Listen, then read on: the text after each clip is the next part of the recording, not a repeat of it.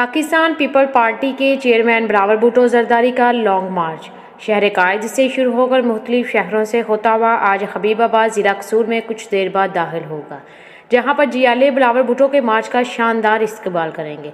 Pakistan peoples party के chairman Bilawal Bhutto Zardari का long मार्च शहर कायद से होकर मुख्तलिफ शहरों से होता हुआ आज हबीबाबाद ज़िला कसूर की हदूद में दाखिल होगा, जहां पर मुकामी रहनुमा मलिक यूनुस रहमान सदर पाकिस्तान पीपल पार्टी कसूर समेत हज़ारों जियाले लॉन्ग मार्च का शानदार इस्तकबाल करेंगे।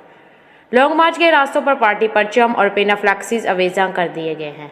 तो जाहिर की जा रही है कि बिलावल भुट्टो जरदारी आज हबीबाबाद में अवामी इज्तिमा से मुख्तसर खिताब करेंगे। लॉन्ग मार्च का काफिला हबीबाबाद से होता हुआ शहर लाहौर की जानब गामजन है।